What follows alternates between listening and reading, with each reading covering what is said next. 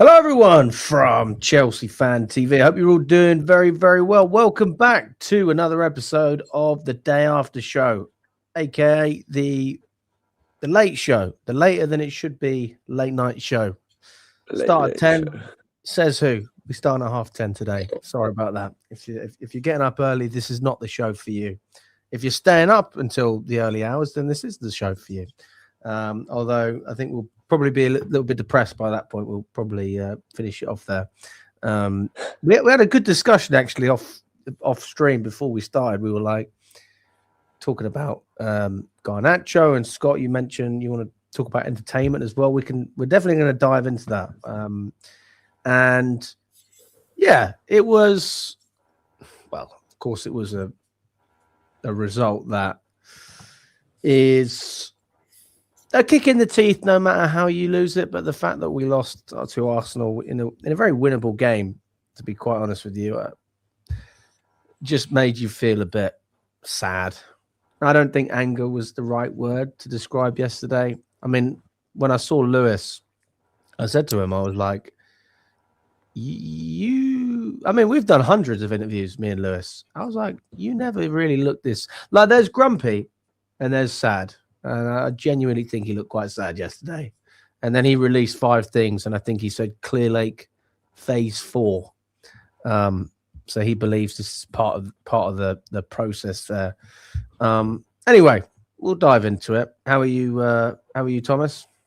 Yeah, not too bad actually. I mean, it was a complicated one because you go into the match and you're thinking we're trading by a goal to nil. Sorry, as in goal difference, 1 goal difference, and you're like, okay, I'm expecting us to go a bit more aggressive today. I'm expecting us to play more on the front foot, and I see that lineup, and I think didn't really give us much confidence in terms of like not having any wingers on the pitch, not really having someone who can create. Obviously, we had that 3-man midfield in Enzo, Caicedo, Santos.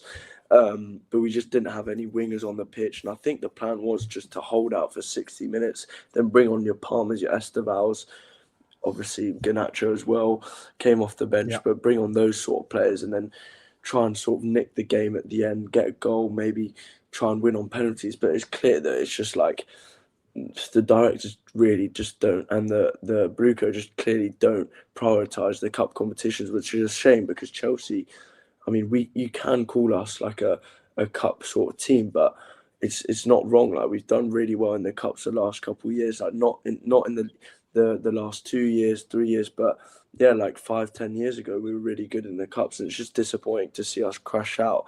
Like last year against Newcastle, this year against Arsenal, second leg, when we're trying to chase a result, and yeah, we put in a very lackluster performance, almost a performance that you would put on show if you're 1-0 up in the tie, if you're 2-0 up, that sort of performance. But I think it goes either way, because if we go aggressive and we concede 2 goals at the start, everyone's saying to Roseniors, like, what was that tactics? Like, defensively, we look shocking. So it's almost for Roseniors, like, he can't really win, because if he pulls off the win whilst doing what he did yesterday, he looks like a genius. But then if it doesn't work, it's like, why were you not more aggressive and stuff? So I think it's kind of a lose-lose for him yesterday. But yeah, I mean, I got back at like 1-2 in the morning. It's not too far, to be fair, from Earls Court and Fulham Broadway. But yeah, it was just a bit of a, yeah, it was a damp night, not much action. So yeah, it's a shame that we've gone out, but let's just hope that FA Cup we don't do the same thing. I mean, fingers crossed. Father, it looks like you're the only one who's going to Hull. Do you know what? It could be I'm the only one that going to Hull. And in fact, I booked the club coach actually for this game. I've calmed down a bit from last night.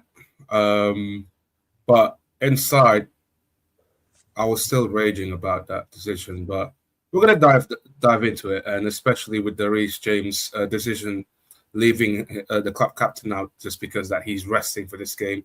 And apparently the news also came out that Pedro Neto had a knock yesterday's morning. So, yeah, there's something that, you know, a therapy session. Let's just call this a therapy session, you know. And we're going to... Today's a therapy session. Yeah. There's a lot of things that we have to dissect in it, but yeah. I hope it's going to be positive. I mean, I'm going to try my best, but I don't feel like it's going that way. But we'll see. Scott, how are you, mate? How are you? Actually, pretty good, to be honest. When I don't think about Chelsea, when I don't think about the game last night. Yep. Yeah. I don't even know where to begin with the game. I think my overall thoughts are, I'm not, with what you said earlier about being sad, I was angry more than sad, but I think I was more angry at the way we played, the way we lost, rather than the loss itself. Like, I predicted a loss beforehand at Arsenal because I didn't see us keeping a clean sheet, which we nearly did, to be fair. But I thought, you know, we concede 1 or 2, and I didn't see us scoring 3 or 4 goals at the Emirates or winning on pens. But yeah, the way we lost was, for me, just pathetic. I hate watching my team play the way we played. Like, we had the conversation, obviously, in the last stream after the West Ham game about like being entertained, and obviously that being a subjective conversation. Yeah. Regardless of what you consider entertainment, but there was nothing about that game, the whole game really, because Arsenal was crap as well. But from our point of view, there was nothing entertaining about that game from our point of view. Like, you could not pay me to watch that game again. I'm not what I would refuse. Like, I'm not watching that. I don't watch football for that. I don't watch football to watch us play 5 at the back and defend for 60 minutes. And defend poorly as well, might I add. Like, do you not think that we were compact defensively? No, they should have scored twice. If Martinelli wasn't a scrub, we would have been 2-0 down in that first half. Okay. Yeah. So you're okay. So are we just diving straight into the entertainment then? Are we just going straight? I think you can touch on it just because, like, I think because I stand by what I say. I stand by what I say. And my thing has always been, if you are not going to be a team that competes and wins, then you must be entertaining, because that's all. Like, if I have nothing to shout about in terms of the trophy cabinet, the least I can hope for is a little bit of pride on a match day. So I don't really feel like that, like yesterday, fits into the argument, because it was a cup game, number one, and because we approached it pragmatically, number two. Now, if we end up winning nothing and then decide to play pragmatic football all the time, then, you know, I'm with you. It's not good enough. But I mean, it was a pretty clear game plan. We can't sit here and act like we didn't understand what Roseniors the game plan was there, and obviously, like, it didn't make sense. I was gonna say it made sense. It didn't make sense. The game plan was there, and obviously, Roseniors was trying to go for 60 minutes of compactness to then hurt them in 30 minutes, which, like, fair enough. I kind of understand, apart from we're 1-0 down, so Arsenal have absolutely no reason to go at us. So even when you did take your foot off the gas after 60 minutes, you've brought Palmer and Esteval on against a settled defence, the best defence in the league, arguably the best in Europe, might I add, who have no incentive to go and attack you and open up spaces for you to exploit. And lo and behold, they didn't attack us and didn't open up spaces for us to exploit.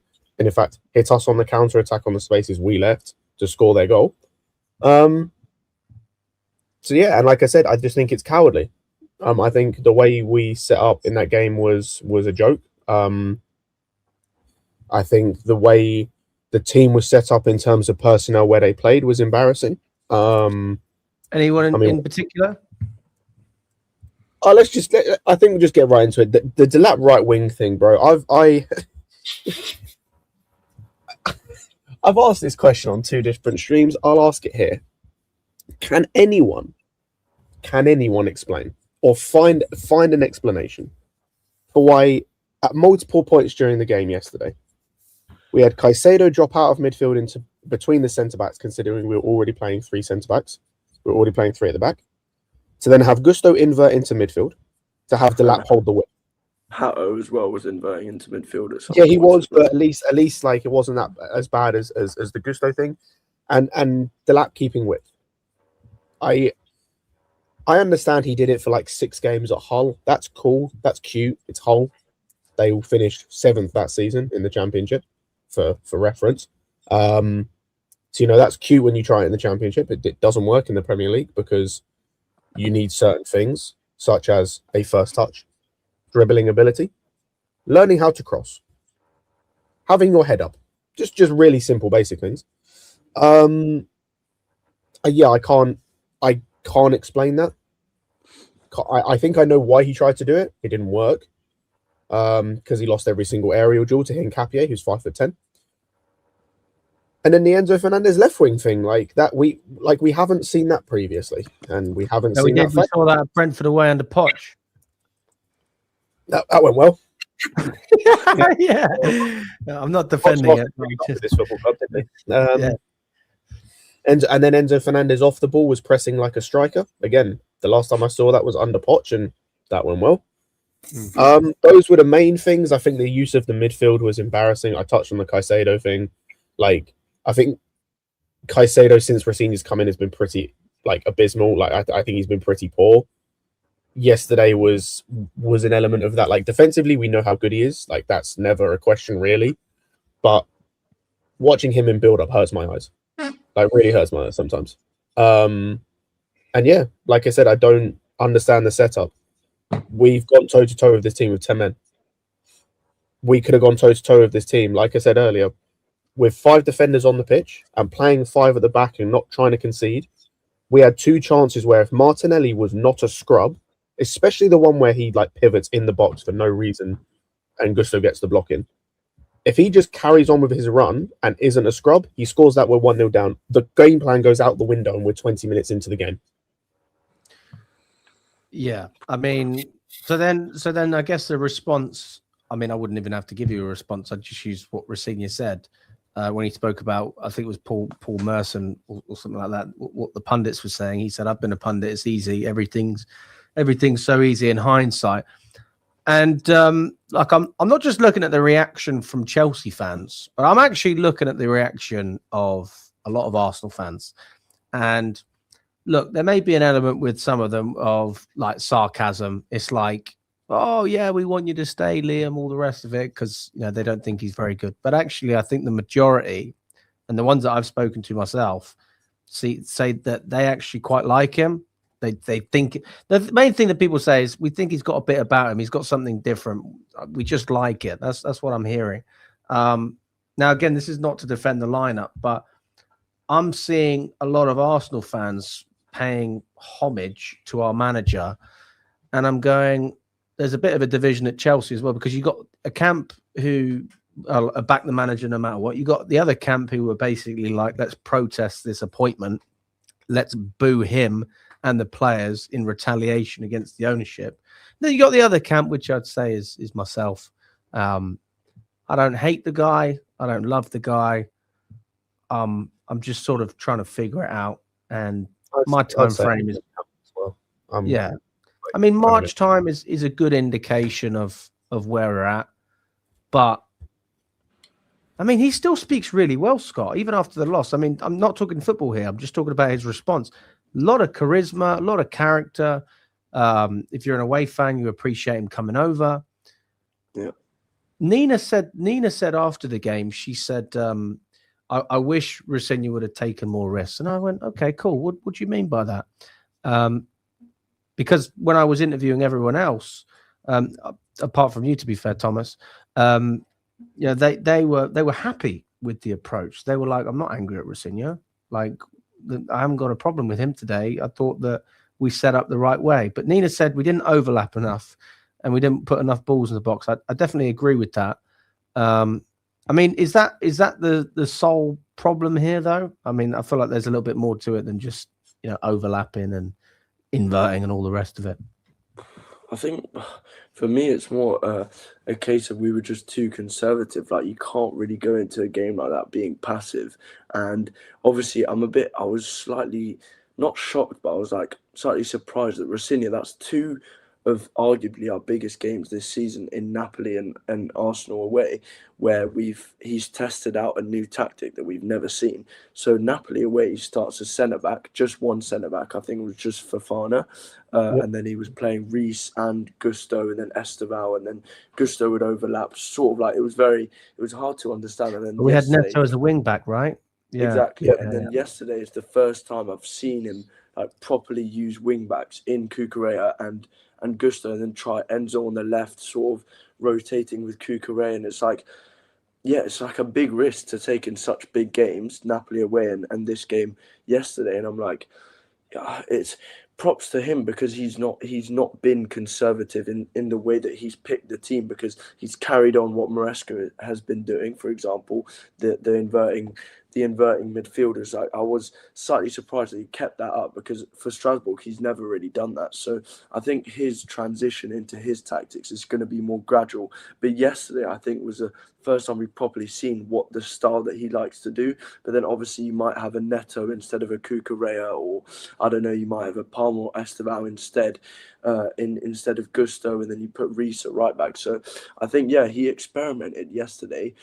I think if it works, we would have had to just put more balls into the box, take more shots, just be more proactive with the way we were playing. But yeah, I was slightly surprised with the team that he set up, because I'm thinking you're away from home, and starting with a 5-back with Cucurella and Enzo as your sort of left hand-sided options. It's just there's nothing there. It's just like a lack of quality in terms of you're never going to score if you have that sort of those sort of profiles in those areas of the pitch. And that's why obviously he brought on Garnacho, Palmer and Esteval. But it's very brave from Rosenior to try out those tactics. And I was surprised when I saw it. But yeah, I mean, do we see that more in the future? I'm not sure. I think this was more of a one-off. I think when we play these bigger games, I think you will see like a Palmer in the 10 and then a Gusto overlap, sort of like in the Carabao Cup final sort of tactic, because I think he's learned from Maresca what works, what doesn't work. So I'm not really sure. That's the thing. That's why I'm still jury's out on Rosenior, because I don't really know how he's going to set us up in the next coming weeks, and how he views certain players in terms of profiles. Because you see Hato inverting into the midfield, you see Cucurella wing back, you see Gusto in the midfield. I'm just still not 100% sure where he views like certain of the players in their best positions. But yeah, we'll see in the next coming weeks. I mean, Father, when you're sitting in the away section, obviously I know you're in the upper tier. What was the feeling that you felt? And, based on everyone that was around you as well, about the performance and the storyline of the game? I'll be honest with you, everyone was just scratching their heads, because what we do here, what we wanted to see is that Chelsea went for the aggressive tactic, let's say for aggressive approach, to score early. You can overturn that 1-goal deficit. Like instead of attacking the ball with high press, we just sit back and wait. And then people were just angry behind me. It's like, why would you wait until 1 hour to bring on Palmer and Esteval? And then after that, you basically gone full out up until the end, and then we got sucker punched there by Kai Havertz. But like, why do you have to wait that long to go and attack? We do need a goal in the semi-final. Like, so did it feel like that in the first half? In the first half, yeah, because there was nothing there. The problem is that the problem with playing with the back five is that, okay, defensively we do not concede to stay in the game, but the other aspect is that there's no attacking creativity. Like, who are you going to rely on in that final third? Like, respectfully, what job Pedro did yesterday, he did everything all he could, but there's no wingers around him. There's no someone that can run from the outside. I'd rather start Esteval or fucking Palmer on that right hand side, if anything. But again, it's just that, like, 2 shots on target from yesterday's game. You know, the thing is though, right? I mean, I was sat with Nina and Don, and Cam was with me as well. It was quite refreshing to sit with. I mean, I've sat with Don. I mean, Don's actually like a nice balance, because he's passionate but also quite logical. But Nina's very like analytical as well. So when I asked her about the first half, I was expecting the classic, fuck, mate, what's going on here? Like, what? I don't like what we're doing. And she sort of broke it down. She said, I think we're just trying to stay in the game, which is what we've already sort of established. And we were like, fine, we're going in at 0-0. It's not the end of the world here. We're in the game. I would argue that, and I suppose I am defending Roseniors, I would argue that he wasn't allowed to start Palmer. I would also say that it would be a bit strange for Esteval to start straight away after what's happened in Brazil. I think that's the reason. I think that's the honest reason. And then when we look at the formation itself, the reason we set up that way was because we knew that we didn't have the flair up top to be able to cause problems. And so we said to ourselves, listen, we're going to sit back and we're just not going to concede. And we did. But then the flip side is when you make the subs, you need to have an impact. And at that point, it's not even, well, Arsenal changed as well. That was the problem. They became even more defensive. And then we were struggling to find gaps and we got desperate. And that's when obviously we conceded.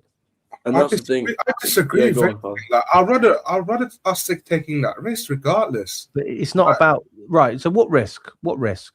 I would go and take the game to them. You sounded like it's you talking about the starting 11 or are you talking about the setup? I was talking about the approach and the setup or anything. I would go to score forward. So you're saying that we press with no Palmer, no Esteval, Delap on. Well, I mean, this is presuming that we're playing four-man defense with an extra attacker. That's what I wanted to do. Like not I don't think Neto was available. If I'm not wrong, Neto wasn't available. So who else did we have? Gittins was out. So we could have played Garnacho. We only had Neto and Garnacho. It was Garnacho was the only one played. So I mean, Scott, would you have rather had Garnacho on the pitch? If we were going to play the way we played, yes. And the reason I say that is because even though I know Garnacho is shit, right? Like, he's tragic.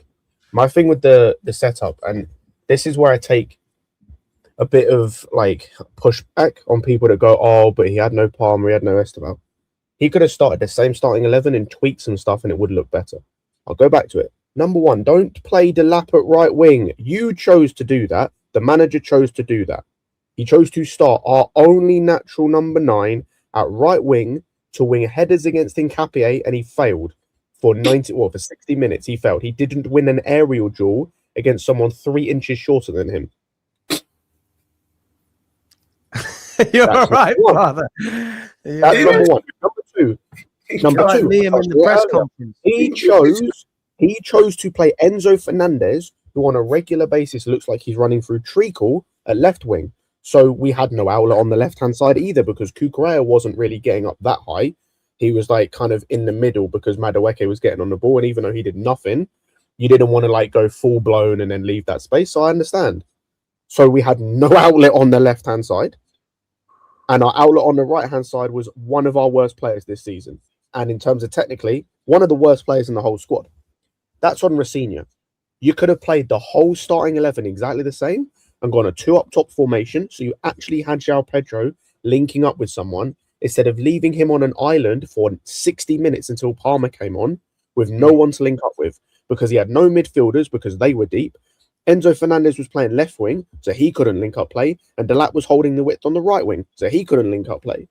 So João Pedro, who was having a great game against the 2 centre-backs and handling them well, had nothing to do and no help for 60 minutes because of you, the manager. The manager chose to play that way. Like I said, you change the formation or change the setup. You go 2 strikers up front with Enzo in the 10 behind. It's a simple tweak, and all of a sudden you give us more of a chance. Whether we get something out of that game or not, you give us a better chance because you've set the team up and put literally 2 players.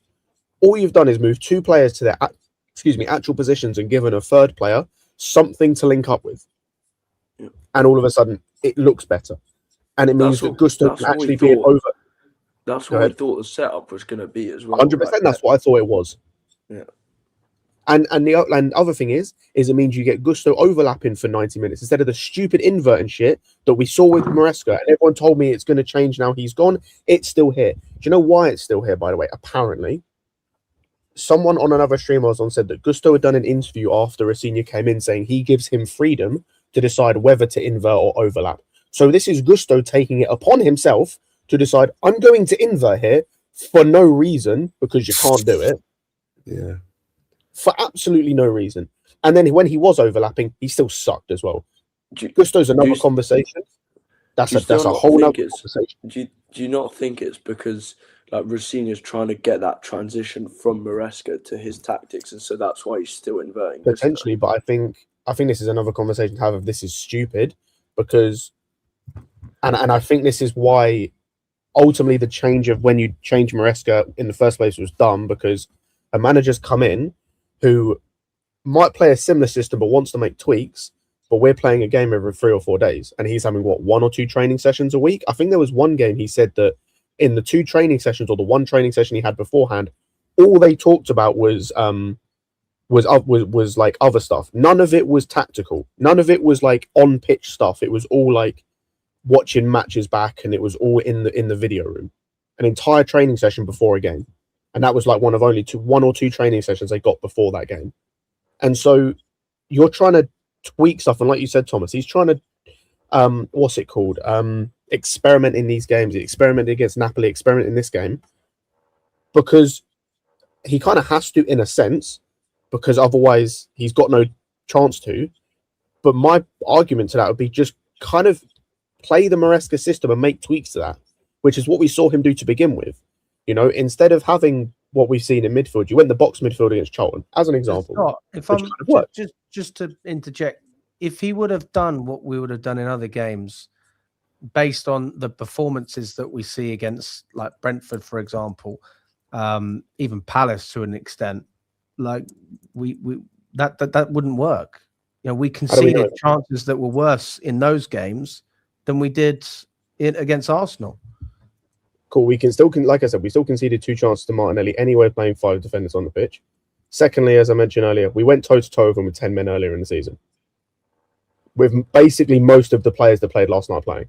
I mean, I will say that I think that Maresca, if there's one thing that I felt confident with him, especially as he grew into the job, was against big teams, probably barring maybe Man City. For some reason, I didn't really feel confident when we played Man City, but against most big teams, I was like, yeah, we've got this.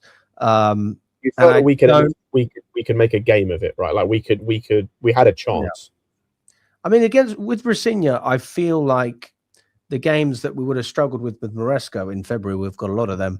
You know, your relegation sides, low blocks, having that individuality that we're going to allow some players to have, I think will benefit us. You know, moments of magic, I think, wins you games like that. And I think that that's underappreciated when we talk about systems. But when you are against an Arteta, someone who's going to be very pragmatic at times, you know, any of these managers, to be fair, I just struggle to see how we have the upper hand in terms of the system itself. Even trying something new, so okay, cool. We can stop them from scoring, but it sort of goes against what we've thought in the past, which is we're going to play how we want to play, and then we're going to see what happens. And now we're playing this team, we have 3 at the back. We're playing this team, we have 4. We're playing this team, we overlap. We're playing this team, we invert.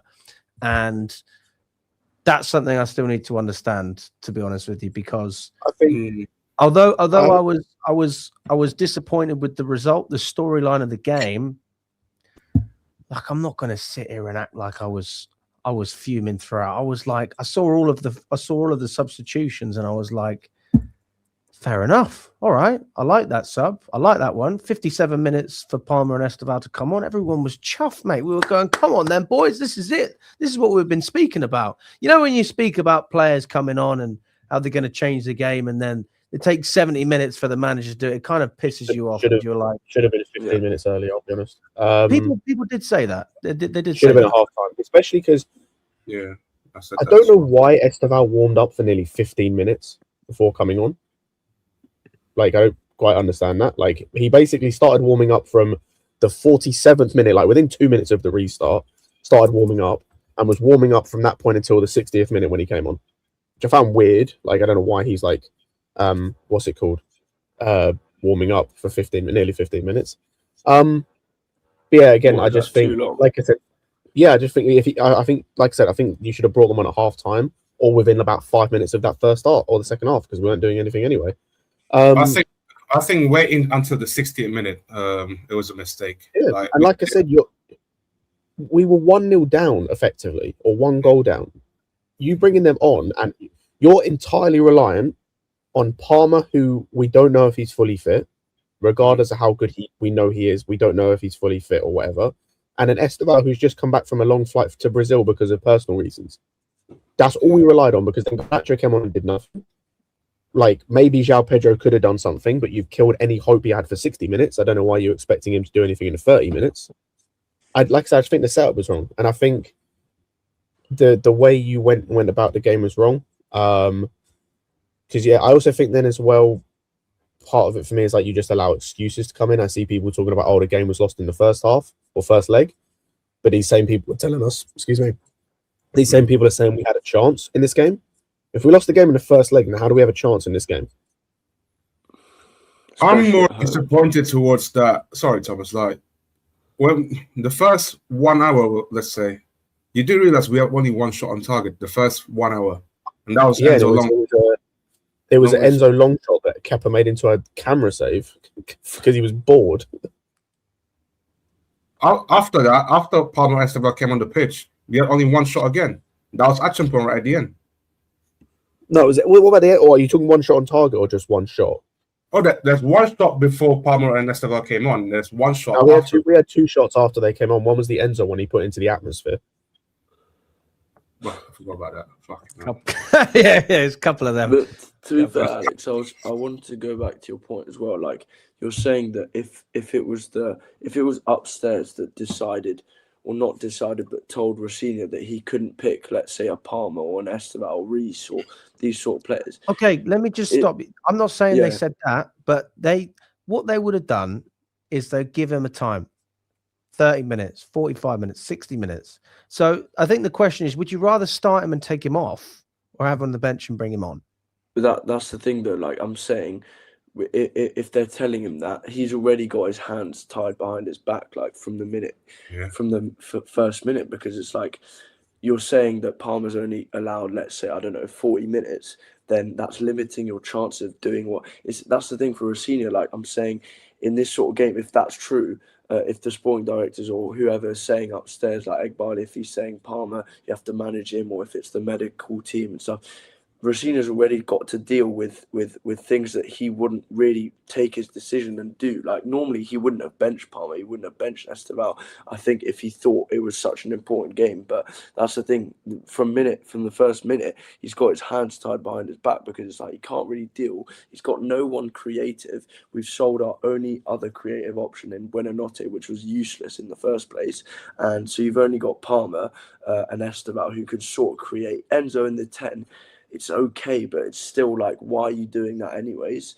If you were to play Enzo in the 10, so it's almost like he barely had any options, and that was sort of the only setup he could have done, bar what Scott was saying, like playing the two strikers up front, Enzo in the 10. But it's almost like before kickoff, when you can't play Reece, or when you can only play Palmer for 30 minutes, or when Esteval's had his family problems in Brazil.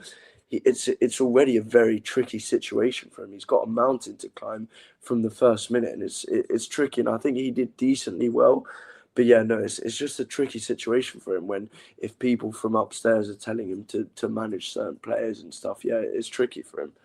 That's the thing. Like, I honestly find it crazy that, and I have this in my head now, it sort of ruins the conversation, because I want to have a conversation. Why did the manager, what's the manager thinking?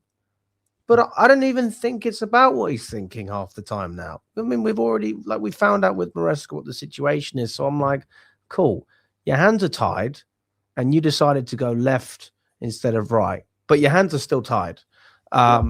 So we're not happy, but we wouldn't have been happy with the other option either. Let's not act like we would have been celebrating Palmer getting subbed off. Like, nobody would have celebrated that. And that's my thing. And I believe with Esteval, I think he probably could have played 9 minutes. I think that was more of a mental thing rather than a physical thing. Because I don't mind him not like that. I don't really mind him not starting because of the whole personal stuff. But yeah, like I said, halftime should have been on. I think where I stand on the medical team and the owner stuff, because I do believe there is probably some level of interference from both. But the reason I can't just go, full medical team or full owners is because if they were fully committed to this load management thing that they're doing with the likes of Reece and Fofana and whoever else, right? Number one, Fofana came on against West Ham and then played 90 minutes today. So, like, they can't be that worried about his load management if he played 90 minutes the game yesterday, considering how injury prone he is. Number two, on the very quick on the Reece James thing, the messaging from the club needs to be much clearer, because my take on this would be very different depending on which message is correct. Because before the game, we heard two reports. The first report was he was being rested. There was no injury. It was just rest, which was Simon Johnson in The Athletic. We then, about 10 minutes later, there was a report from Sky saying him and Neto failed a late fitness test and that's why they got dropped or were rested or whatever. Yeah, like, how can we take them seriously if there's different reasons? Because if the second is true, like if he did face a late fitness test, I have absolutely no issue with him not playing yesterday, because I don't think Reece James is our best player by a country mile. Like, he is one of the only few world-class players we have in the team. I have no problems dropping him for that game to not cause further issues down the line. However, if you simply rested him for this game to have him fit for Wolves, that is stupid.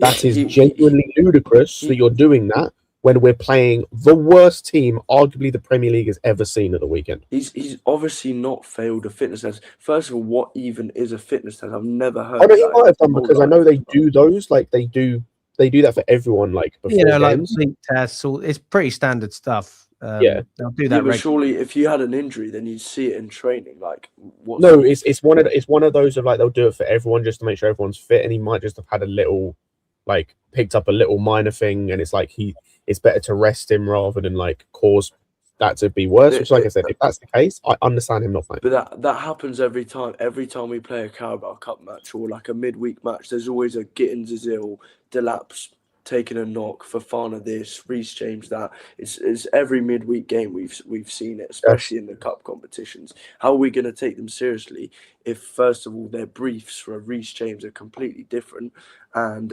also adding on to that is slightly different, but on the transfer news as well, we briefed that we'd sign an elite centre back, and then we bring back Sarr.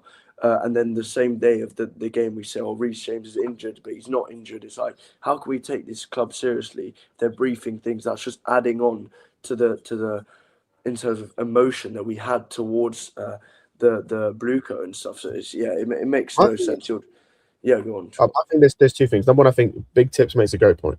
What I find weird about the whole Reece situation is he literally played 15 minutes the other day against West Ham. He came off the bench, played 15 minutes, and then 3 days later he might have an injury, might not have an injury. He's being rested for Wolves, apparently, for some reason, because it's the mighty Wolves, I guess. And the other thing I find weird is it's more like, we know that this ownership group and these guys want to just do a bunch of PR stuff all the time. I've made my peace with it. I don't like it, but it's going to happen. At the very least, make the PR consistent. Like, why have we got two different reports? Like, how can you not even get your PR lined up that every journalist is spreading the same message? They're incompetent. Yeah, like, it's nuts. They said we were going to have a front of shirt spot, so where's that?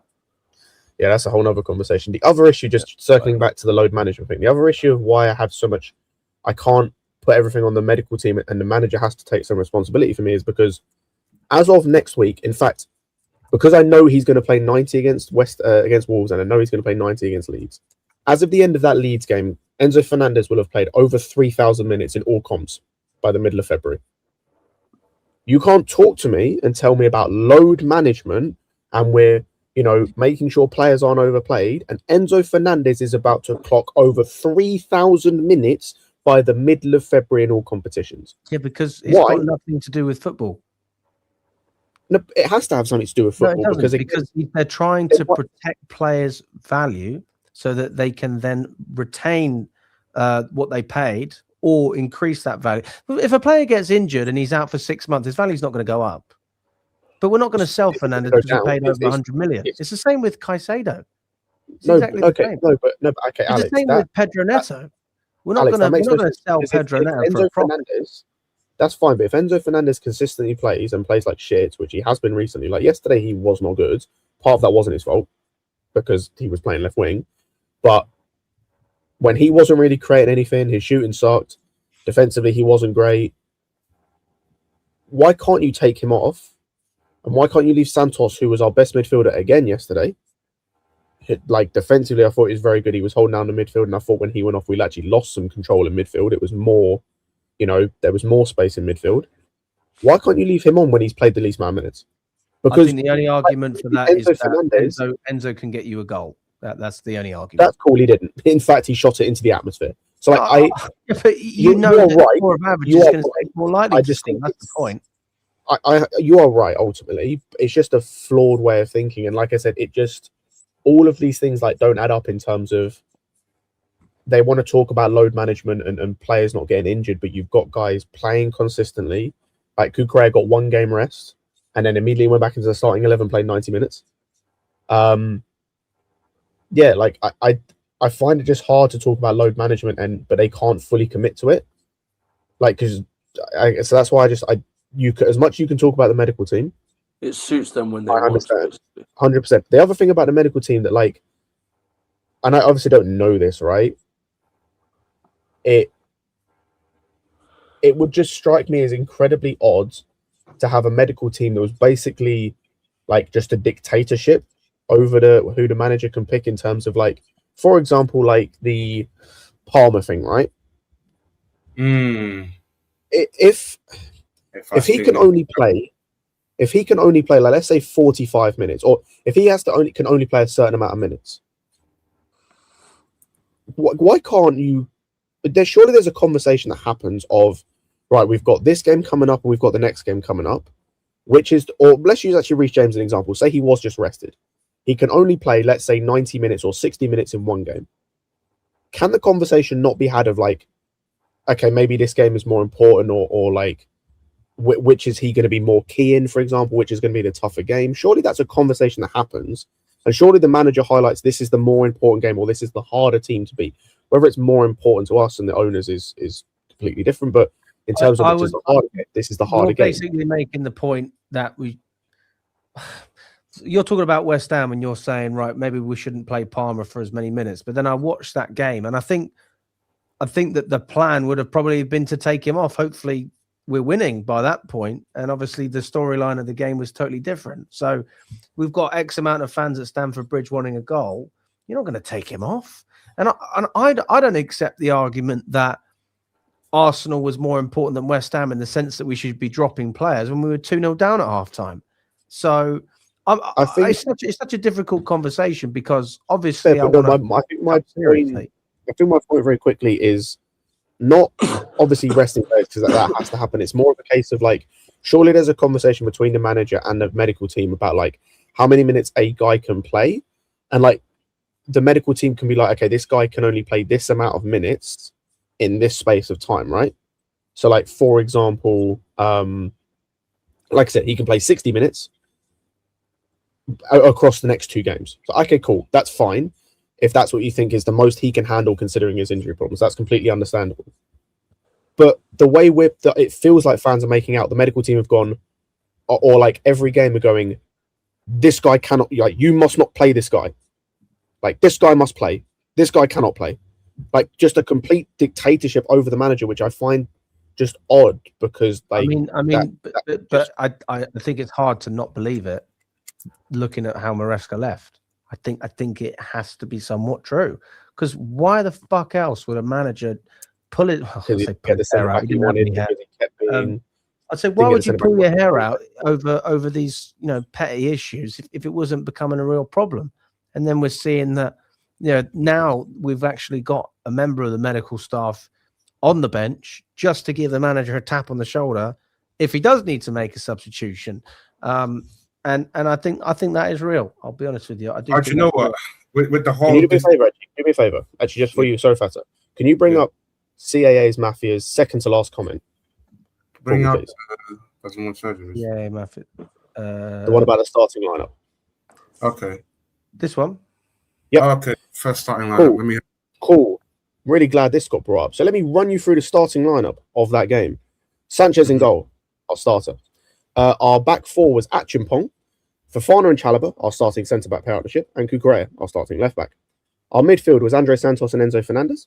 And our attack was Esteval, João Pedro, Neto, and Mark Hugh. So we were missing 4 starters in that game, about the same amount we were missing in the game yesterday. Yeah. So we had 3. We had, if you include the goalkeeper, 4 of our starting defense.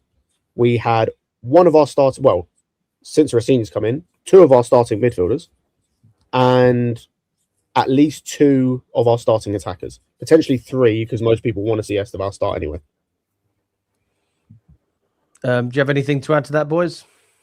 Nope. Everything's spot on. Yeah, he's right. Like, you got in the first leg, it was Caicedo's being suspended, Lavia's still out, Colville's still out, Palmer, Reece James, Malagusto's out. Just on the whole substitutions as well. Like, again, I mean, I have a history. If you look at the years, it doesn't seem that way recently, but I have a history of trying to be positive. But I try and say positive things because you can justify it. If I look at the impact subs that we've made in games, okay, well that's worked. That one's worked. You know, we've had a pretty good run over the past couple of weeks. Napoli and West Ham being great examples. So when we do that same strategy that's worked already twice, and we're on a high, it's not just about tactics either. It's about riding that wave. It's about having a bit of momentum, having a belief as a team, which goes away at some point, like it did with Solskjaer at United. We were riding that wave to an extent. So doing that same thing that's won us two games in the past, big results for us in terms of our confidence. Napoli hadn't lost in 2025, and West Ham, I'll be honest with you, it's just a fucking result for the team. Like, don't even look at who you're playing against. We needed that to ignite the fan base and actually connect with what we're seeing on the pitch. And then we do the same thing again, and people want to complain about it. Yeah. But then, did you not like it in Naples? Did you not like it when we did that against West Ham and we got that late goal? Like, there has to be an element of realism here as well, which, to be honest, I said this before. I'll say again. I mean, we've already peaked, and that there is also a point where you go, we set up in a way that maybe wasn't as charismatic as we would have liked, in the sense of taking more risks. But we can't deny that we had some opportunities to score, and we can't deny that, you know, although Arsenal might not have gone for the game, we didn't allow them to run away with it until the end. So I'm just looking at it, and I can't sit here and say that it's terrible, when it's what's worked. So if it's not broken, don't fix it. You know what? I think as a whole now, I think we have to start looking at the structure in it, because I felt that the whole of this, the team or the club. Sorry. I was talking about the minutes restriction from these players. Like, if you, for example, like let's have a look on the Esteval and Palmer's came onto the pitch. Do you think is it coincidence that they got a 30-minute cameo yesterday? I don't think it was, because yesterday. No, I don't think it was either. This is my point. It's like people are, and I'm not saying anyone in particular, but I'm just, like, people still talk about it as if the manager's making all the decisions. No. And I believe that he's making those decisions, but I believe he's making decisions he doesn't want to make, but he's like, well, these are the only ones I'm allowed to make. So I'm either going to pick this decision, which is going to be unpopular, or I'm going to make this one. Yeah, his hands is tight, though. That's the thing. So I don't see why I'm going to go and shit on Roseniors. Like, we're not going to sit here and act like that was an embarrassing performance. But people can act like on the stage it was embarrassing, not getting to a final. Fair enough. But are Arsenal not a better team than us? Yes. Do they not have players that can cause us problems? Yes. Do they not have the home atmosphere, and they're in the second leg, which is clearly an advantage? Yes. And we're in a situation where we've got players that we have to manage. So we did the best that we could to get to the stage where we could attack as much as we could. And that's where I will criticize the setup, because when the players were on the pitch, it was like, I said this before, Scott, I don't even know if we said this on stream. I was like, what is Garnacho doing out wide? The guy can't dribble. I don't have a problem with someone that can't dribble, but you don't tell someone that can't dribble to dribble. He's got you the get him worst making success runs. rate, I think. You get him getting in positions to shoot and score. Fine, he misses 3, but hopefully he'll score the 4th one. That's basically what Garnacho does. And he was just stuck outside. I see Palmer ignoring him towards the end of the game, rightly so, if I'm honest, because Garnacho was offering nothing. And then we spoke about overlapping as well, and I'm seeing players inverting, which I'm not a fan of, but I like the fact that they have the freedom to do. I'm a strong believer in giving players an opportunity to express themselves, and if they fuck it up, then you need to give them more structure. But at least they have the chance. But when you do overlap, it's like, why are you not crossing the ball? And this isn't just Gusto either. It was a number of players at times. I don't understand that we weren't able to break them down. We weren't able to play through them. And then the best option after that was either take a long shot or cross. Long shots clearly didn't work. So, I mean, that's what I'd like to see more of. You would have said get the lap in there, but as you were saying earlier, Scott, he was losing all of his jewels. He was the one putting the crosses in. That's the crazy thing as well, is that I mean, I'm still in the camp of, I'm much more patient than most, especially with the lap, because we haven't seen him enough. I know Garnacho, people were unhappy with stuff at United. People weren't saying some of the things they're saying now about the lap when he was at Ipswich, but now he's at Chelsea, they're saying this thing. So I'm like, okay, he was injured. He's having a bit of a tough time. That's fine. I think that Roseniors is a better manager for him than Maresca was. But yesterday does not prove that point whatsoever. I don't believe playing him on the wing is a good solution. I also Championship quality player playing for a Champions League level club. You think he's a Championship level quality player? He wouldn't start. He scored 11 goals for Ipswich in the Prem. He scored 12 goals for Ipswich, which is the same amount of goals that Carlton Morris scored for Luton when they got relegated. Okay, and what? That's the same Carlton Morris who's playing for Derby. Tally for a relegated side. It's the same Carlton Morris playing for Derby currently in the Championship. He scored more goals than João Pedro. He would not start. Who was playing 10, by the way, João Pedro. He How would many not start. did João Pedro get? I have no idea. He wouldn't start for Coventry right now. You don't think Delap would start for Coventry? No, Haji Wright's a better striker than he is.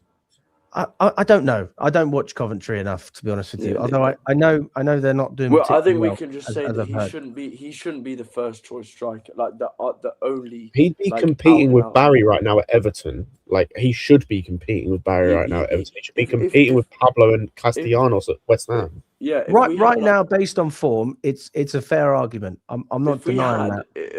But it's always the same question of. They're not in the right environment to prove. When you improve, if you're brought in and you're the only out and out number 9, that's not an environment. That's not a sustainable environment where you can thrive. And same with Jackson. When we brought him in, he was nowhere near ready to be starting week in, week out as a number 9 for Chelsea in that Poch season. That was his first season at Villarreal where he played as a number 9 before he was playing as a winger. And then we expect him to start for 2-time Champions League winners Chelsea in the first game of the season against Liverpool. And he basically played every single game that season. It's just not a suitable environment. You know the crazy thing though, Thomas, and this is where I wish we had the opportunity to do that with the lap, because I believe that's how you develop a player like that. I believe that's the only solution, is that you have to go through that. We went through that with Mount. We went through that with a number of players. We did that with Tammy. He had so many games. Someone to learn 15 goals. I understand your point. I understand your point as in playing them more, they'll just get more used to it and they'll just have to find a way to produce. By the way, if he plays that many games and can't perform, this is going into the second season now. I'm all for it. I'm all for it. But Cucurella turned it around. Yeah, I'm not saying Delap's like Cucurella, but the point being, you've just got to ride that wave at times. But I think these players are different. They're so raw. Delap's come from a season at Hull, a season at Ipswich, and Youth Academy and City. Jackson's come from one season in Villarreal. These players are super raw that I think if you throw them in the deep end right away, they just won't be good enough. And that's why I think you need someone to look up to, or sort of not model your game off, but have someone who's setting the example and then they can improve. It's the same when Badiashile, when he came in, he had Thiago Silva next to him. It's slightly different, but he was playing really well in that stage. For me, it's so much easier for a player to develop when they're not thrown into the deep end straight away. So if you let's say you get a job in a bank, if you get put in the highest level of the job or whatever in the investment banking straight away, 12 hours a day, you're never going to do well at the start. You need to work your way up. And for me, it's the same with like a Jackson or Delap. If they had an Osimhen, if they had any other good quality striker to complement them, then they'd be able to sort of work their game, sort of get their game time up increasingly. But just throwing them in the deep end never works, especially when Delap is your only out and out number 9. We're used to having like players like Costa, Drogba, all these players, and now we've got Delap as our only out and out number 9. And it links to my point that I was going to say as well. It just shows a lack of, again, just incompetence in the transfer market once again. And it also links a point to the fact that we can't play Palmer, we can't play James, but why is your backup option not good enough? Where are the backup options to Palmer? Have you seen our bench, mate? Our bench. Yeah. No one. Our bench is full academy players, so that's no one. Let me read it out for you guys. Where's our backup to Palmer? Genuinely, who There plays? isn't one because we got a Brighton loanee for 6 months for a peace treaty, and then sent him to Leeds because why not? Mate, exactly. Charlie Holland, Teddy Sharman-Lowe, Shamwara Mweka, who I do know, Badiashile, Garnacho, Esteval, Mark Guiu, Palmer, Achimpong. So out of that, you've got what? One. Mark Guiu's on the bench. 2, 3, 4 academy players. I'd rather play Mark Guiu than rather play Mark Guiu than Delap. Especially when you're looking for a runner as well. I mean, he's a better footballer than Delap. I can't believe how bad, like, the way we've assembled this squad, in the fact that we're playing a midweek game and we can't even have backups to players that are missing out. Gittins is out and your backup is Garnacho. Neto and Esteval were out, or Esteval had his family problem. You got no one there. Palmer he's your only sort of person. Like, I'm seeing at the end of the game, last 30 minutes, he's the only one trying to sort of make things happen. It's like our go-to man. Like, it's just, and when we don't have Palmer, who's there to create the team? You look at Arsenal, you got Eze, Odegaard, Marino. So Thomas, you're saying who's there to create when he's not there? So then he's not on the pitch, and people want to press high and take risks. It's another question of lack of competence to be able to recruit in the right positions and get the right squad depth, get the right quality of squad depth. I think wingers, you've got the right amount of players, but the quality is just not there. And then Palmer, then in the 10, it's not a lack of quality because you've got Palmer, it's just lack of depth. There's no one there. If Palmer's out injured, you're playing either Enzo in the 10 or you're playing Gusto, who plays in the 10 at times, or Hato in the 10, and it's like, what are we doing? Like, there's times in the games, like against Napoli at the end, where you're playing Gusto and Cucurella in your pockets. Like, what are we doing here? I'm gonna be honest with you here. Like, this might sound crazy, but the reason why the bench was just like full of academy players, it's just a result of medical minute caps that is mandated by his medical team. It's been mandated. Like, you got to look at Reece James and Pedro Neto the way that apparently failed a medical test because apparently look what happened then. It was Roseniors his hand is tight again. It's like, no, it's just because we've got guys that can't stay fit. Like, that's ultimately what it is. Do you think it's also a question of like players who play backup, they just won't want to play backup for Palmer, so players like Felix or Nkunku just get unhappy? Do you think it's that? No, I think that was for a lack of rotation. That was because those guys sucked, and like especially Felix, like Maresca didn't want him, so he didn't want to play him. But do you think you get scenarios where you get backup players who just get unhappy with their game time, especially when you're playing Champions League? Potentially, but it's all about rotate. Like, it's all about being able to give them enough game time, right? And I think the easy argument to this is stop using Palmer in the number 10 because it quite clearly doesn't work. We saw it again yesterday. And yeah, like, I just think I agree with you, Thomas. We talked about this before. The way the team is compiled and the way it's put together is embarrassing. I think you look at going forward what we need. The list grows ever longer by the day. I mean, we need another right back because I'm so done with Gusto. I'm so tired of him. Gusto's not He's the shit. worst of our Nah, problems. he is awful, bro. I'm tired. He's had some good games and he's had some bad games. You can't He's act like had mostly bad games this season, and he was the worst player last season in the team. Last year he struggled. Fair. This year he's improved 100%. Season He's before not that, he improved. was our top 3. How has he improved? He's not the worst player in the team. He's absolutely improved. He's absolutely improved.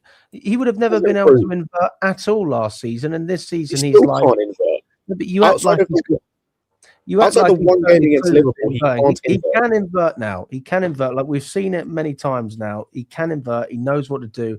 I'm seeing him pass with his weak foot. I'm seeing him make runs that he would have never done on the inside. I'm seeing him go into the 10 at times. I'm not saying I like it, but I'm saying that's development. That's a player that's obviously improved at a certain aspect of the game. I may not like that aspect, but that's the reality of it. I'd love it if he kept working on his crossing and his sprinting and going back and forth. That's what we love him for, but that's not what Maresca developed. I think Gusto has improved as a footballer under Maresca 100%. I think it was a strange process, but I definitely saw improvement in terms of what Maresca was asking him to do. Roseniors just riding that wave. Like this isn't development that's happened anytime soon. Like this was happening against Atalanta away from home. We were all criticizing Gusto, but I was watching Gusto and going, he's making some pretty good runs. I'm not saying that he's doing anything crazy, but I was like, the movement's pretty good. He looks like he understands his role. He does need to improve his crossing ability. That's something that can definitely get better. I look at what he did against Liverpool in the midfield. Like he did a great job in that game. So that for me is a good squad player that I'm happy to have. A bit like Chalobah, to be honest with you. Like I don't look at Gusto and think you're the problem. I don't look at Chalobah and think you're the problem. But I'm starting to look at players like Garnacho and go, Jesus Christ. You know, I'm looking at other players like Badiashile and I'm seeing the mistakes when I'm not in the stadium and you can see the replay. And I'm thinking, how much did we spend on him? And we've got another guy we spent even more money on that can't even get in. He's training with the under 21s. Desassi's gone on loan for 1.7 million, and we're talking about financial business acumen. So, I mean, I think we've got a lot worse problems than Gusto. I mean, I'd argue that I actually really like Gusto. I think Gusto's one of the better pieces of recruitment that we've had. The issue that we had last season in terms of his performances getting worse is because we changed the role. So you change someone's role, of course they're gonna struggle. And then he adapts. He's not as good as he was, but he improved in that role. Did he not improve in that role, Scott? Is he not better at inverting now than he was last season? No. That's so unfair. That's so unfair. That's an unfair. He's had two games where he looks good inverting. One was Liverpool when he played in midfield for a very specific reason. The other one was Wolves. Like yesterday he inverted and was shit. He overlapped and was shit. He's just awful. He's an awful player. And I'm so tired. In 87 minutes, he did nothing. Josh Archimpong came on the football pitch and in 1 minute did more than Gusto did in 87 minutes.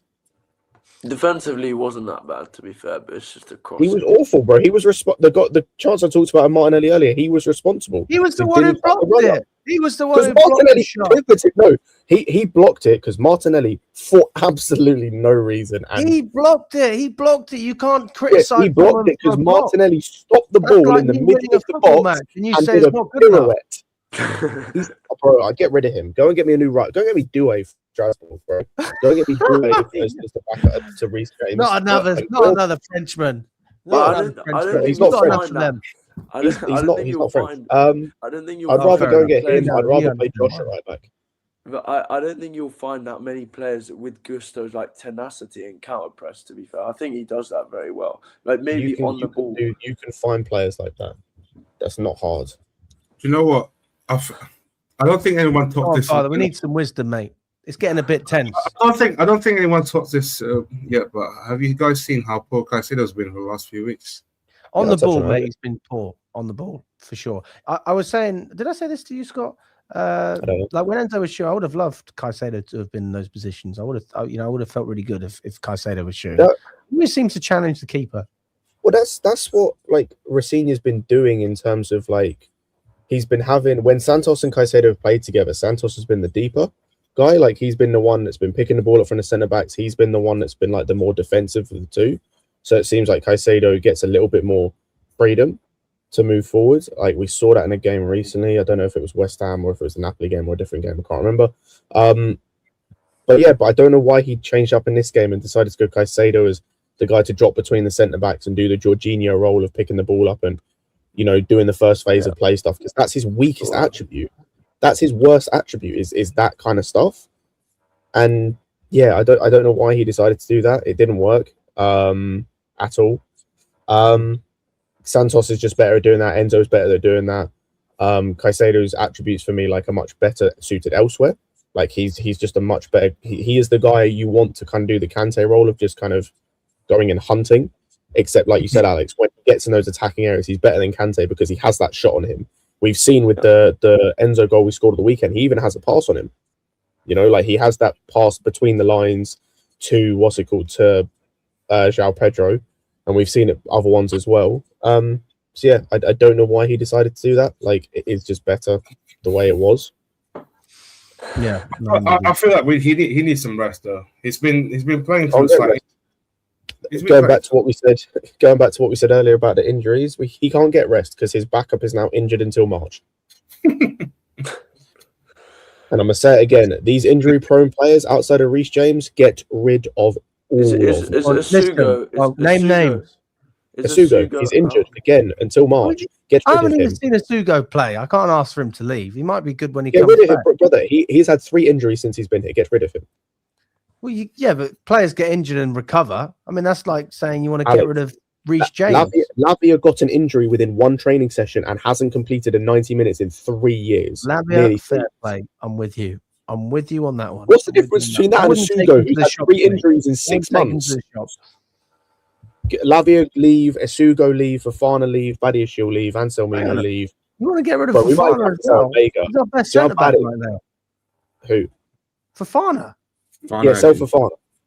Oh God! Get rid of him. Go and get a new centre back, or play Sarr next to him. We might have to get rid of Omega as well. To be fair, he's had about 5 injuries. I'm not even joking, bro. He got an injury within about 3 games. He came back, had a period of about 6 games, and is now injured again. And has David Chinese? David Datro Fofana went on loan to Strasbourg. That was as an Omega replacement because Omega had another setback, another injury setback. We love signing injury-prone players. Get rid of all these dudes, bro. All these dudes that can't stay fit, leave the football club immediately. You're not needed. This is good. We don't need someone that cannot contribute to the club, man. If there's 100%, and especially in certain positions, like I said, like he's still going. He's still going. The Omega one, I joke. I can kind of allow that, right? We have other options. If one of our wingers, if one of our wingers was injury prone, I can allow that, right? Because like we've got other options. I can't have a centre back and a centre mid being injury prone when we don't have guys like to come in and replace them. No. Oh God, this is one of the. Oh, this is great. I mean, Scott, I know you're a bit harsh, but bloody hell, this is different levels of harshness. No, I don't want guys that can't. Alex, Fofana can't start more than a game a week. What's the point of him playing? He's our best centre back when he does start. Second best. Deny that. Second best behind Cole. Yeah, but Cole's injured. So is Fofana most of the time. He's all right at the moment. I'm not going to sell him. All right, wait for him to get injured, then sell him. Can't play more than once a week. No, get rid of him. I want my centre backs to play every week. 35 games a season if you're having rest. I mean, 30 games, whatever it is. 35 games in all comps. So that's like half the games we play. So you're telling me that 50% of the time we're going to have our best centre back. So you're telling me we have to rotate every single game. Cool. We see what that does to the back line. We look what happened against West Ham. We rotated 3 of our defence. But then when you rotate, you play a competent player so that when you rotate, it's good player, another good player, as opposed to Badiashile, and then next thing you know, you've got tossing at the back. Bro, if you rotate every game, who gains chemistry? Who gains chemistry with who? If you're rotating every game, Fofana and Chalobah have chemistry. They got chemistry because they played multiple games together in a row. Okay, They so played multiple games play together. them and then rotate as It well. took If you us- have to. It took us half a season to get that because Fofana Yeah, but we've could got not it stay now. fit. We can't sell him. Yes, we can. Go and get someone I've better always- that is going to play next to Colwell every single game next season. I always said that if Fofana gets injured, if Fofana stays fit for a season, I will stop the Fofana hate because I already have didn't stay fit for a season. He started the I've been a season. hater, Scott. He started the season injured, so that's already failed. No, come on, Scott. You got to just said he has let to the stay- he man has to walk. stay the season uninjured. He You gotta let him started the breathe. season injured, brother. He started the season injured. Yeah, all right, fine. So the bar's been lowered a little bit. Start most of they stay fit for most of the season. Oh, If you can survive pre-season as well, I'll be very impressed. That's the Yeah, standard, fucking but get rid of also it's the standard of a player who can perform very well when he is fit. So that's all right, It's like when you've got Hazard and it doesn't track back. I'm going, okay, well, if you're going to score me a wonder goal, it is what it is. But you're still pretty good most of the time. You can give me moments. If we didn't have Fofana at times this season, how many more goals do you reckon we would have conceded? I think we would no have idea. conceded. He's also been I think responsible we would have conceded more. What did you though? Maybe He's we also can see been responsible for some of the goals we have conceded. So, and ultimately, like I said, this isn't There's a been knock more on goals his. that have been conceded because Fofana's not been in the back line. Alex, 100%. Ultimately, what I'm saying is not a knock on Fofana's ability. It's his availability is my knock. I've said this Right. before. The centre back. But he's been position- available. He's been available. Alex, he can't play more than once a week. So we got to sell Reece James. Reece James has played 3 games in a row To in be a week. fair- multiple to be Fofana times fair, just this season. played 2 games. But it's a He played gradual like thing, 10 right? minutes in one game and then started the next game. We we never. Is know he in starting six- Wolves? If he starts Wolves, then we have a different conversation potentially. He Yeah, but won't we start never Wolves. know. That's the thing. In 6 months, Fofana could be playing once every 2 weeks. It's just, once every 2 weeks, twice in a week. It's just the fact that because he's been so injury prone, you have to gradually work him back in like that. That's the only way they're gonna do it. That's fine. I'm going off what we see now, and like I've said this before on other streams, the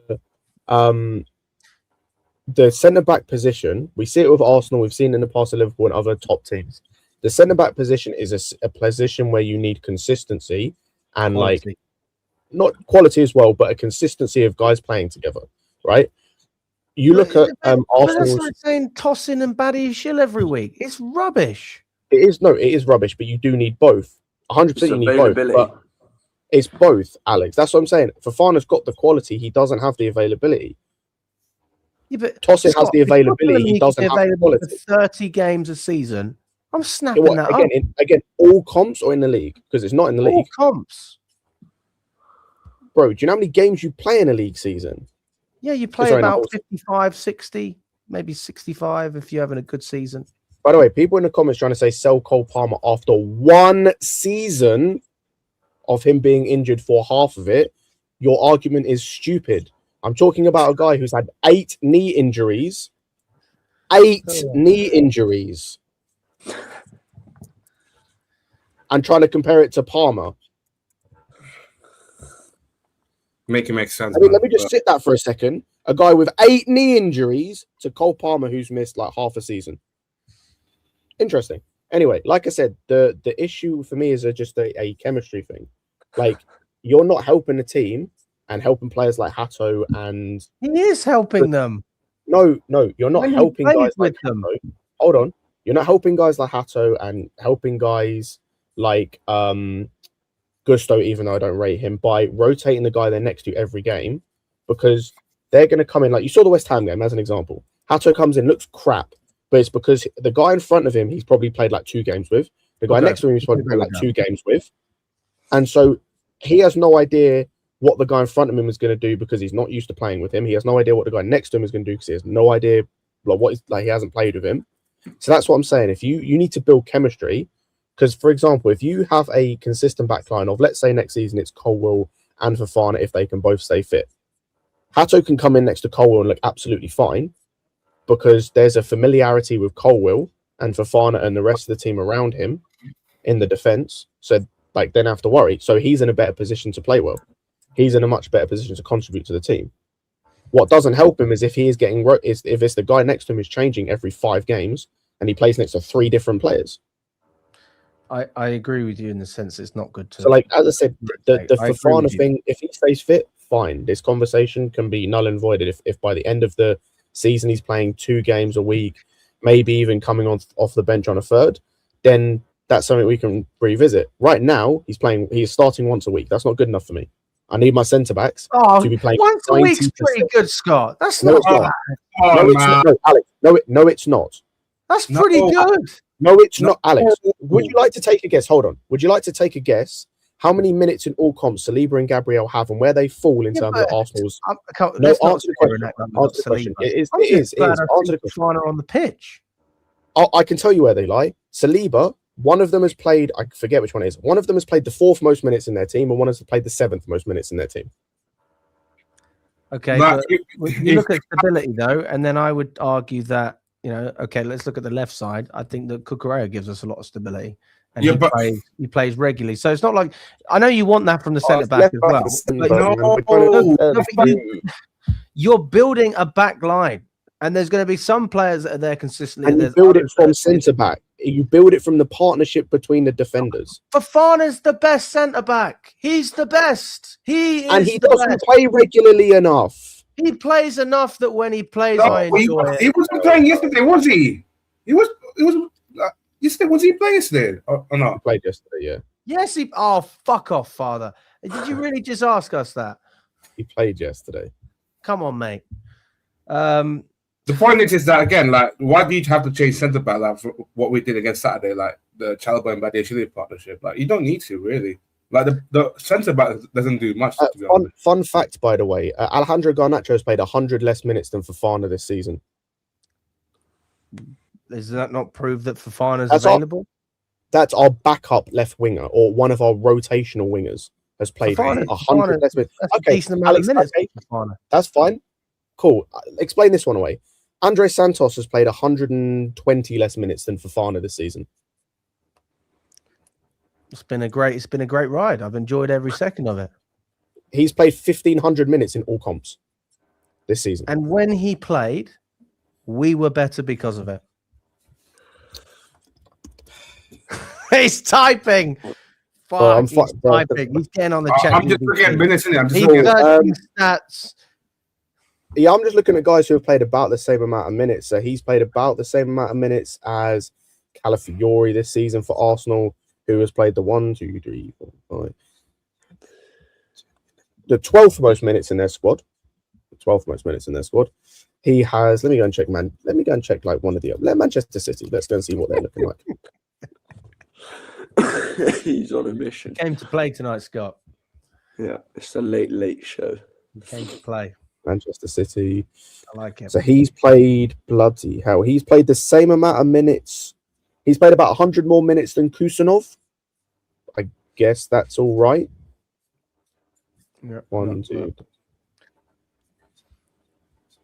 Who's the 13th most minutes in Manchester City squad? So I mean, yeah, let's that's look great. at Premier League then, Scott. Let's look at Premier League, shall we? Let's look at Premier League. Let's look at Premier League. So eased in into the beginning of the season. He had a concussion, and then he came back. Yeah, you don't want to do Premier League. I'm going to be honest. You don't want to do Premier League Why wouldn't I want to do Premier League? because he's only just played about 4 more minutes than Cole Palmer, who spent half the season injured. Okay, but if we'll look at it from the sense of, we'll be logical about it. So beginning of the season, he was on the bench against Palace, and he was on the bench against Fulham. He played 21 minutes against West Ham, 45 against Brentford, 64 against United. And then he had a concussion problem, and he was out until Spurs. From that point, he was pretty much playing the majority of games for 90 minutes. He played 89 against Tottenham, full game against Wolves, full game against Arsenal, full game against Bournemouth, full game against Everton, Newcastle, Bournemouth, and then there was a bit more rotation after that. So, like, he's basically involved in 8 out of 10 Premier League games. So He's played 120 more minutes than Rodri has been injured for, again, half the season. He's played 120 more minutes than Rodri. You're looking at the minutes, that's fine. But if you're looking at the games, he's been involved in the majority of the games. I'm looking at minutes You played can't because sit here that's and say that we haven't integrated him, we haven't tried to build around him. Like, we've tried to feature him as much as possible. He has been available to the best of his ability, considering he had 8 problems with his knee. I'd say that's pretty admirable compared to last year. He played 90 minutes against Lincoln, 75 against Arsenal. we in the first leg, 90 minutes in the second leg. if we're going to do this same thing, if he's been played well, he has completed. It's true. He's played all of the Champions League games as well, except for Bayern Munich. You didn't want to do Champions League. You looked at you said league. We're looking at league. He has completed. I'm looking at all of them, Scott. I'm going to be generous with one of these. Giving me good signs that this is a guy that we want to start when he's available. Alex, There's a reason we want to start him. Cool. We have played 24 games this season in the league. He has completed 90 minutes 7 times. I'm being generous with one of them. How many games has he not featured on? When he wasn't injured? 1, 2, 3, 5 in the league. That's not bad. That's not bad, mate. You can't blame. I mean, half of it is just the rotation policy, and the other half of it, there's a couple of. But it's not like he was out for a few games and we made it worse. We've gradually been integrating him back into the squad, and fair play. Yeah, so the argument to this was he's not playing regularly enough. That was my argument. Is he's not playing enough? I disagree. I still disagree. Starting centre back. No, he wasn't. I'm going to compare him to another player who spent half the season being injured. I just said in the league he's completed 90 minutes. Rodri has completed 6. Being half the season injured.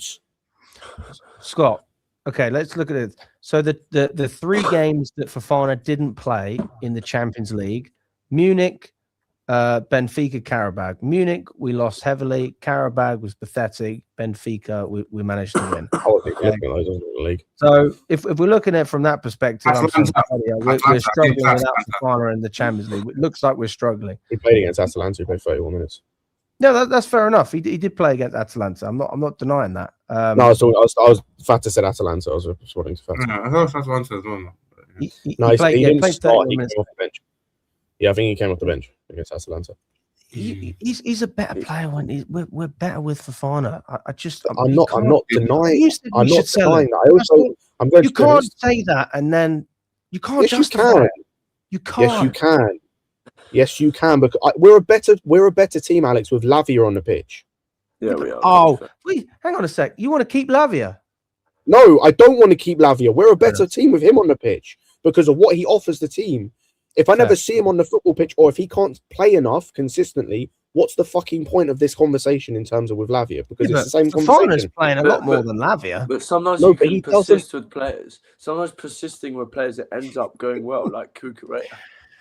Like Cucurella, you persisted with him. What's the comparison Cucurella when we're talking about injuries? Because it's the same idea of persisting with a player and then they end up staying fit or end up being good. That's my point. Sure, I guess. Yeah, I'm looking at. Yeah, he replaced. You're the judge. Who wins? No, do you know? I'm looking at the minutes list as well. Who wins the argument? I mean, do you know what? I can see why you're saying that, Alex. Because some of the games that I've saw so far, it's like, okay, you lost to Arsenal twice, then Atalanta, that's 3, and then against Man United, and then Bayern Munich. And Bayern Munich, did you play against Bayern Munich or didn't play Bayern Munich, right? So against the big teams, that he always been missing against the big teams, didn't he? Whether it's through injuries or anything. Like I hear it when you said that if he's fit, that he's. But again, it's just that availability was, isn't it? That's what it comes to. He ranks as 54th in the league for centre backs and minutes played.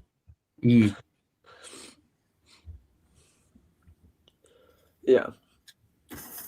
Shall I run a poll? Am I running a poll? I know what the answer is going to be to the poll. You might as well run a poll. Well, I want to know what Father thinks then. Who wins? I mean, we might as well run the poll, innit? I think we'd be better off with Fofana and Chalobah as a you know.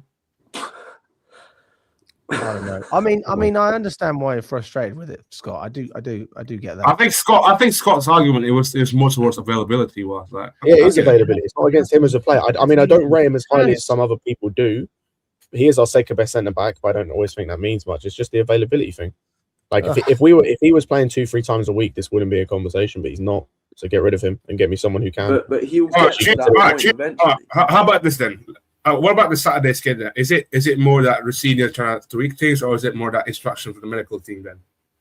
No, it's probably because my guy can't stay fit without snapping his knee. Yeah, but I mean, give him a chance. Like, he's been fit for a decent amount of time now. Like, if he progresses those minutes, and then we might start to see him twice a week. We know, like, that's fine. If he progresses the minutes, that's fine. But when he's behind perennially injured centre backs in minutes played this season, like, and behind backup options like Hincapié, who's the third choice centre back at Arsenal, like, yeah, this is like that's a conversation to be had when he reaches that point. You know, I have to admit, Scott, that was. I mean, it was incredible. It was very. Yeah, I think we're going to just disagree on this one. I think we're going to disagree on this one. No, Father, do you have anything you want to add? It's just joke. I can't lie. No, do you know what? It's a funny argument, but again, like in the last few years, that ever since he came to the club, that I was expecting a lot from Fofana, and I think he's injured. That hampering him a lot. That hamstring injury, and it's just that ACL again. And I'm just hoping that he's gonna be starting a lot of games this season, regardless. Like, we don't need to change him. Let's say he play one game on the weekend, then you don't need to change him in the midweek game. Just keep him regardless, like on a consistent basis. That's what the problem is that we just keep chopping and changing the centre backs. That's why it doesn't work, really. What do you think about that, Thomas? It's that's the thing though. I'm going on Father's point. It's hard to like maintain a team and a back line when you're chopping and changing every single week. But the injuries obviously don't help with that. Like when you got Badiashile and Tosin, you're trying to form a partnership, which clearly doesn't work. But then you bring Chalobah and you try and form a partnership of Chalobah and Fofana, but one of them gets injured. You can never really form a stable back line. And I think it's hard to form a stable back line when you haven't got the quality yet. So if you look at like Arsenal, Gabriel and Saliba, they're set in terms of their quality on the pitch, timber as well, because they know that that's the quality needed for a consistent backline. We don't have that, bar maybe Colwell and Fofana. So if Colwell and Fofana both fit, we could see that as our consistent backline. But for now, like because they get injured so often, and because we just don't have a set backline, it's always going to change. Like if Gabriel and Saliba were out often for Arsenal, it'd be the same thing. You need quality first before getting a consistent backline, which we just don't have yet. And so you're constantly going to see mediocre players like rotated in and out every single week. So, yeah. Is there anything we haven't addressed here? I mean, we've spoken about Delap, we've spoken about Fofana, we've spoken about Gusto, we've spoken about Scott's favourite player, Garnacho. I don't think so. Do you know what Don calls him, Scott? He calls him Shirley. Shirley Carter. Shirley Carter. Shirley Carter from EastEnders. Yeah, I didn't actually get that. Yeah, it's just because the blonde hair. Blonde hair. Is that why? Because I was like, why are you calling him? Yeah. I don't get it. Yeah, I didn't know who Shirley was. Shirley Carter. It's the same reason he got called Ellen DeGeneres at United. Oh yeah, okay, fair. He got called Subject 49. I thought it was at United. Or he got called Skeletor as well. He looks like he's malnourished. I like that one. Yeah, I don't think there's anyone to speak about. Yeah, pretty much. I think we've been covered all the bases. Like, if it wasn't for Sanchez yesterday, like it could have been a lot worse. There's one thing I was going to say about is the fact that when we defended the corner as well, we put first time I've seen us do that since Spurs away. Get 3 players on the halfway line. It was Delap, Gusto, and someone else I forgot. first time we've done that, and I just don't understand why I haven't done it earlier. Because every time we've conceded from a set piece or corner, has been from chaos in the box and just the ball bumping about. And there's so much more space for Sanchez to claim the cross, for the defenders to move about and header the ball away. So yeah, I just don't really understand why we've only waited until now to do it against them. To answer your question, Thomas, it's because we have an awful set piece coach. But it is like I 100% agree. Well, like we saw goals from set pieces. We've had a pretty. I'm not saying I like the watching us take set pieces is hurts my head. I hate that tactic of the way we do it, the near post, the little dink. I know. It's not very sexy, but I mean, we have scored quite a few goals. It's not about sexy. It's horrible. Like it's bro. I don't think it works. I don't know. When was the last goal we scored off a corner? God, I feel recently, no. I feel like we've scored quite a few from set pieces. Well, let us know in the chat, please. Like for example, third in the Premier League for goals apparently on set pieces. I remember the run where we scored a corner at Charlton away. We scored at Fulham from a corner. We scored at. Garnacho against Arsenal. That was a set piece. Arsenal at home in the cup. In the the cup, or are you talking about 1-1? 1-1. The 1-1. The 3-2. 1-1. We scored from a set piece and in the cup, both. Yeah. Yes. Garnacho was in the cup, and I think the in-swinger is the best option to do, because if you get a flick on, then it's likely to create chaos. I don't think you want to be out swinging, but it's just the fact that it's just all the time on the near post. I don't think we should. I don't think we should outswing, but I think we should do what Arsenal with Declan Rice, where like he puts like whip on it. Like even though with them they'll like sometimes go front post, sometimes go back post. He'll put a level of whip on it. I hate the ones Reece James does, because I know he can do better. Like it's literally just like a little chip, like it's like a loop chips in the front post, and it's like I just don't think you get anything from it. Like we had the one corner yesterday, I think Fofana got like his heel to or whatever. But yeah, I hate seeing that. But yeah, just on what you said, Thomas, I 100% agree. I think don't know why we stopped doing it after that game against Spurs. Like it worked really well, and then we stopped doing it for no reason. Conceded like quite a few times from set pieces. Yeah, I don't know why we stopped doing that, but hopefully we continue it. Like that's one of the few positives from the game yesterday that we saw. That and obviously João Pedro. Yeah, hopefully we do it more, because it actually works, and it gives Sanchez more of like a space to work with. Yeah, because you want to force the attackers from the opposition team to panic, isn't it? Like to neutralize the threat, especially. Yeah. Right, boys. I think we're going to wrap it up. Big up to everyone. Appreciate everyone's support. Everyone that's tuned into the show. Hope you like the new. Let me know if you want me to keep this background as well. We had a poll the other day, but Father missed out. I thought I'd bring him back. Father, if you got any new ones, I can do like a family friendly one. But you must have a few pictures. I mean, I do have this one, so I got loads actually for the Arsenal game. Yeah, there you go. Fucking Garnacho. I remember I called you after I saw you patting on his back. I was like, I guarantee that's Smiler with the white hoodie, and I FaceTime you. Fair enough. Also, just a quick one for everyone in the chat. We were speaking about Father doing a show in Sitchan Popo where he speaks to Chelsea fans over a Chinese. Oh, dear me. I mean, would people like to see that? I mean, I would watch it. I would genuinely watch it. It's like Jacob's vlog for Napoli away. It was just food. I didn't watch the vlog, but I've heard good things about it. Oh, don't do that. Don't do a vlog in Napoli, man. The last thing you need, you don't want to see yourself get stabbed, man. Don't. Yeah. I mean, would you do it, Father? Would you actually do it? Would you do it? And I'm saying Sitchan Popo, not Goldmine. Goldmine only, man. Look, we'll do Sitchan Popo and then we'll do Goldmine after. All right, then. How about that? Yeah. What's the order? Chow mein. Crispy duck. Yeah, crispy duck, chow mein. Something like that. Do you like Chinese, Scott? Yeah. What's your order? Is it a big order? Or is it So I quite normally get like conservative? sweet and sour pork balls. I'll get some chicken and mushrooms. A couple of other bits as well. Why are you This is laughing? what Father? happened when Chelsea down bad, man. Flipping now. What? We do. This is what happened when Chelsea down bad, man. All we do is talk some food. Father, we talk about Chinese every fan cam, whether we win or lose. Oh yeah. I mean, we that's actually established that the reason we lost against Arsenal was because you didn't have a Chinese. that is so true. Every game that we've won, you've had a Chinese. And the one game you decide not to, we lose.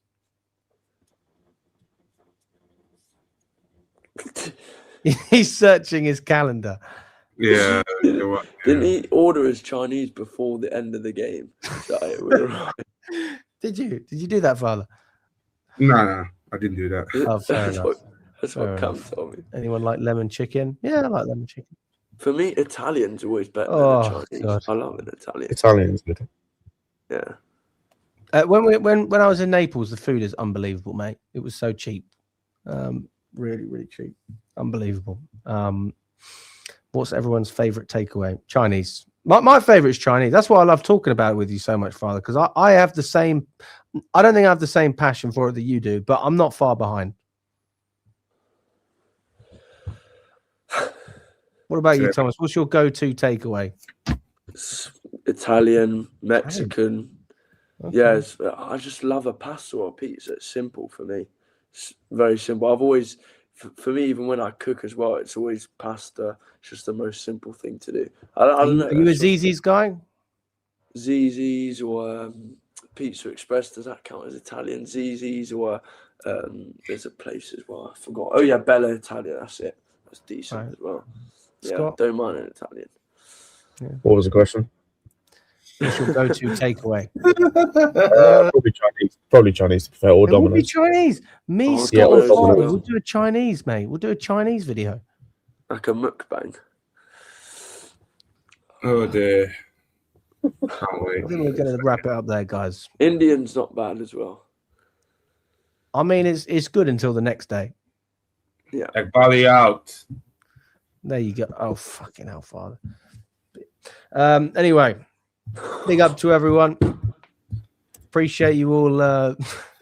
Appreciate you all joining the stream. Shout out to Thomas. Shout out to Scott as well. And up the Chelsea. We'll be back. We'll be back.